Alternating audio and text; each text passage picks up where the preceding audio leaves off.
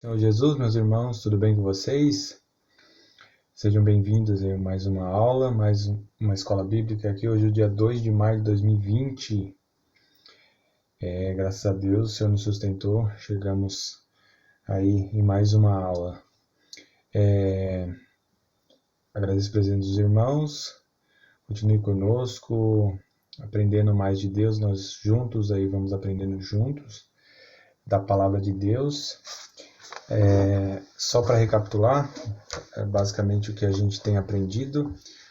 O tema aqui desse curso é a lei de Deus e a graça de Deus. E nós estamos especificamente falando sobre a lei de Deus, né? Nós fizemos primeiro um apanhado geral aí da Bíblia, depois entramos no tema sobre a lei de Deus, fizemos uma comparação entre leis de homens, né, e a lei própria de Deus, propriamente dito, né? Fizemos ali uma analogia, né, entre a Constituição Federal e os 10 mandamentos, né, e leis complementares à Constituição Federal, por exemplo, lei de trânsito. E hoje nós vamos falar a respeito de leis complementares que Deus também criou depois de dar os mandamentos supremos, né, os mandamentos principais ali, que eram os 10 mandamentos. Então a gente já entendeu que na Constituição, assim como é regido aqui a legislação brasileira, a gente tem a Constituição Federal, que é a primacia ali, né, é aquilo que rege de uma forma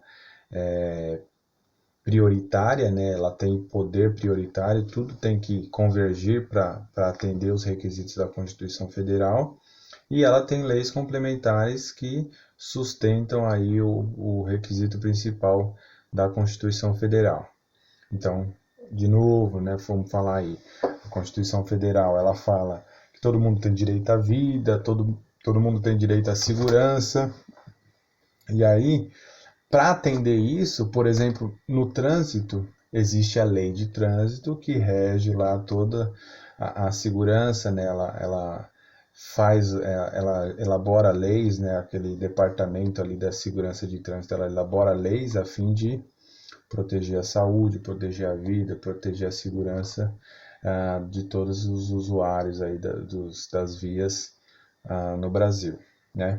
Então, e na lei de Deus também não é diferente. Nós temos aí os 10 mandamentos, né, que foi constituído por Deus como a, a lei suprema, né, a lei primária, aí, vamos dizer assim, e depois ele criou as leis complementares. E hoje nós vamos falar a respeito das leis complementares, né, e como elas foram aí estabelecidas. Tá? Então, nós vamos falar agora aqui sobre algumas leis que até antes mesmo do estabelecimento dos 10 mandamentos, já foi estabelecida uma lei aqui por Deus, duas leis aqui que a gente tem como exemplo, por exemplo, a lei da Páscoa. A lei da Páscoa, na verdade, ela foi estabelecida ali antes da última praga, né? A última praga ela iria acontecer e Deus pediu para que Moisés orientasse o povo para que cada um pegasse um cordeiro, né? Um cordeiro novo, sem manchas, e que fosse ali morto aquele cordeiro e o seu sangue fosse colocado numa bacia e o sangue fosse posto nos umbrais das portas de todos os hebreus. E ali, quando o anjo da morte passasse, todos aqueles que tivessem com o sangue nos seus umbrais, o anjo passaria e não feriria os primogênitos daquela casa. Então, essa é uma lei que essa lei basicamente se estende até os dias atuais, né? E em várias passagens do Novo Testamento também nós vemos aí o cumprimento dessa lei. Então essa lei ela ainda se estende. Então só que esse é um tipo de lei que aconteceu antes mesmo da lei dos 10 mandamentos. Por quê? Porque essa aqui, ela é uma lei, é um acontecimento profético. Na verdade, ela não tem uma característica exatamente de lei. Então, é a lei da Páscoa. Ela está escrita lá em Êxodo 12, do 1 ao 3. E aí a gente nós vamos sumarizar aqui. E falou o Senhor a Moisés e Arão na terra do Egito, dizendo: Este mês vos será o princípio dos meses. Este vos será o primeiro dos meses do ano. Falai a toda a congregação de Israel, dizendo: Aos 10 deste mês, tome cada um para si um cordeiro, segundo as casas dos pais, um cordeiro para cada família. E aí eles fizeram a ceia, cearam, com o sangue do cordeiro. Eles colocaram ali o sangue nos umbrais. O anjo da morte passou e feriu toda a terra do Egito, os primogênitos. Tem também uma outra lei que é antes da entrega dos 10 mandamentos, que é a lei do maná. E essa lei ela perdurou, logicamente, enquanto o maná era dado ao povo de Israel. Então ela foi uma lei temporal. Então, diz lá em Êxodo 16, do 15 ao 17, olha o que diz. Quando os israelitas viram aquilo, começaram a perguntar uns aos outros: que é isso? Pois não sabiam do que se tratava. Disse-lhe Moisés: Este é o pão que o Senhor lhes deu para comer. Assim ordenou o Senhor: cada chefe de família recolha o quanto precisar, um jarro para cada pessoa da sua tenda. Os israelitas fizeram como lhes fora dito, alguns colheram mais, outros menos. Essa lei aqui também foi uma lei usada como referência profética. Jesus Cristo, no livro de João, você pode ver que ele faz referência a essa passagem. Quando o povo pergunta para Jesus, né, o que você faz, né, para provar que você é maior do que Moisés, né, que você é o Filho de Deus? E é aí que eles falam, né, que Moisés deu a eles o pão, né, o maná. E o que Jesus faz, né, para provar que ele realmente era o Filho de Deus? Foi aí que Jesus fez referência a essa passagem, dizendo que aquele pão que Moisés deu é um pão perecível, né, que não leva à vida eterna. Mas eis aqui o pão vivo que desceu do céu. Jesus fazendo referência a ele mesmo. E agora nós vamos entrar um pouquinho em respeito às leis de sacrifício e cerimônia. Tá?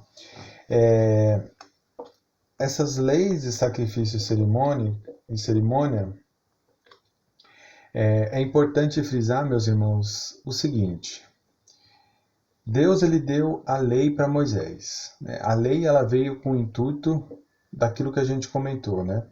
A lei ela veio com o intuito de mostrar a vontade de Deus, revelar o desejo de Deus para toda a humanidade.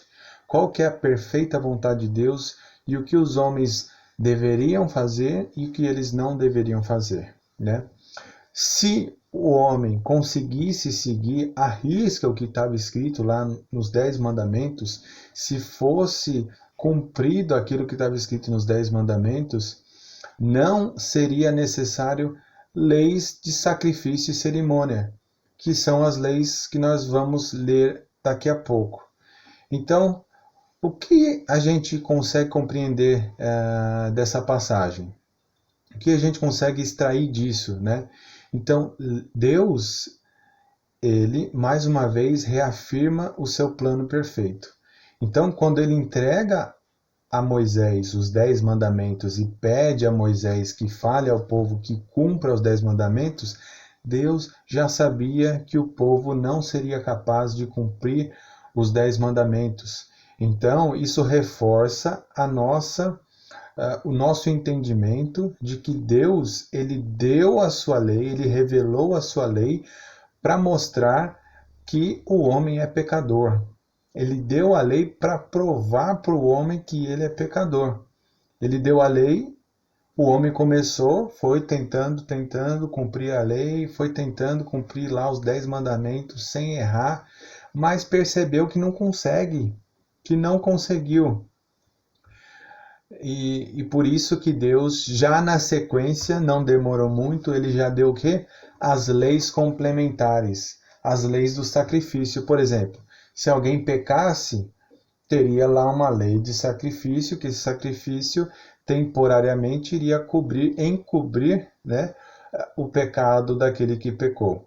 E aí teria consequentemente, né, para fazer esses sacrifícios, haveria a cerimônia, né, todo o ritual para realmente conseguir obter, né, esse sacrifício, fazer esse sacrifício perfeito.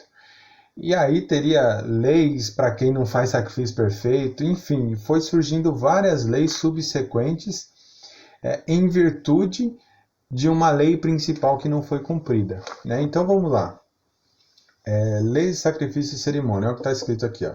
Assim você os consagrará, para que me sirvam como sacerdotes. Separe um novilho e 2 cordeiros sem defeito.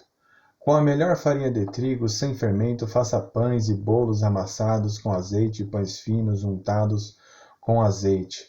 Coloque-os numa cesta e ofereça-os dentro dela. Também ofereça o novilho e 2 cordeiros.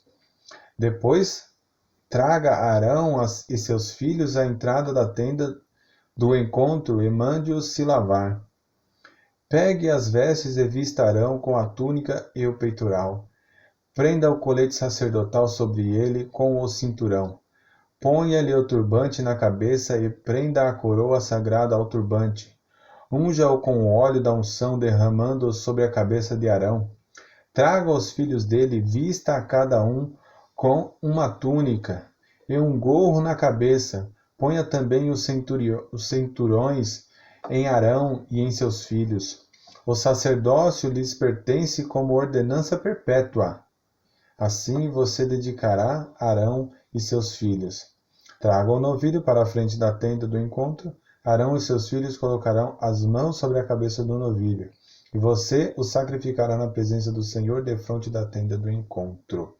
Então aqui nós vemos Deus falando para o povo, olha, né, em resumo, tudo isso significa o seguinte: olha, vocês pecaram, vocês não conseguiram cumprir a minha lei, mas eu dou uma segunda chance para vocês. Vamos lá. Vamos fazer eu preciso que vocês façam aí um sacrifício, né?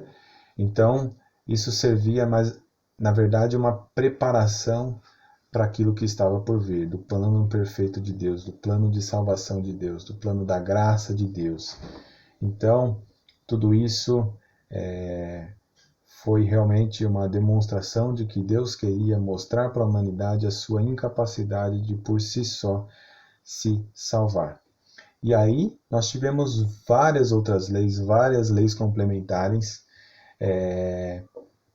para perdão de pecados, erros dos sacerdotes, erros dos príncipes, enfim, devido aos vários erros subsequentes, erros de cerimônia, erros pela natureza humana, foi criando-se então as leis subjacentes à lei principal, que é os 10 mandamentos. Então vamos dar alguns exemplos aqui. Ó. Nós tínhamos lá leis sobre sacrifícios pelos erros dos sacerdotes. Né? O sacerdote não sabia ali, às vezes errava alguma parte na cerimônia ali do sacrifício, errou, é um pecado. Aí tinha o quê? Uma lei sobre esse tipo de situação, e havia um sacrifício específico para essa ocasião. Tinha leis sobre sacrifício pelos erros do povo, leis sobre sacrifícios pelos erros de um príncipe, leis sobre sacrifícios pelos erros de qualquer pessoa. Então você via, tinha várias distinções de erros, né? Leis sobre sacrifício pelos pecados ocultos, leis sobre sacrifício pelos pecados de ignorância. A maioria dessas leis, meus irmãos, estão em Levíticos, tá? Você começando aqui de Levíticos 4 até Levíticos 26, você vai ter um apanhado aí dessas leis, tá? Lei sobre os sacrifícios pelos pecados voluntários, lei para a expiação do pecado, lei para expiação da culpa. Deus proíbe comer gordura e sangue. Olha só que interessante. Ritual sobre purificação da mulher e circuncisão. Leis sobre casamentos ilícitos. Leis sobre uniões abomináveis. Leis sobre aborrecer aos inimigos. Ótimo, leis sobre aborrecer os inimigos, né? E a gente viu que Jesus ele fez referência a essa lei, né? Olha, vocês leram o que está escrito. Aí está em Levíticos 26, 7. Vocês leram o que está escrito. Aborreça os seus inimigos. Eu, porém, vos digo. Ore pelos seus inimigos, né? Faça o bem aos seus inimigos. Vamos lá para mais leis, ó. Leis acerca da praga da lepra. Tinha uma lei acerca do leproso depois de sarado. Leis sobre a imundícia dos homens e da mulher. Leis sobre relação sexual. A proibição de comer sangue. Lei contra a adivinhação. Leis sobre amaldiçoar o pai e a mãe. Leis sobre o adultério. Leis sobre o homossexualismo. Leis sobre animais imundos e limpos. Leis acerca dos sacerdotes. Leis sobre blasfêmia contra Deus. Leis sobre o ano de descanso. Leis sobre o ano do jubileu. Enfim, várias leis aí complementares que Deus ele deu ao seu povo, tá? Vamos falar agora de outro tema, que é um tema bem importante, a respeito do tabernáculo. Quando eu falar desse tema, meus irmãos, eu peço que os irmãos tenham aí em mente e entendam o seguinte: a palavra de Deus, a Bíblia, né? Nós temos aqui um conglomerado aqui, né? Na verdade, o ajuntamento de 66 livros, né? 66 obras literárias que foram ao longo dos anos aí, por cerca de mil anos, ela foi estabelecida, né?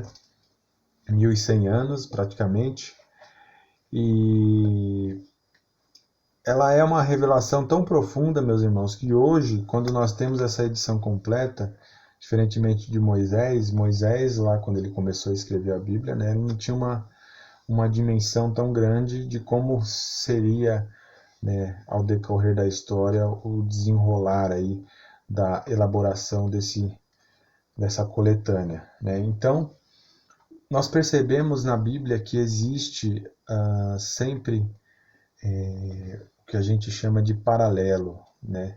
Revelações paralelas, revelações que são ao longo do tempo, ao longo das histórias, né, nós percebemos que Deus ele sempre usou maneiras de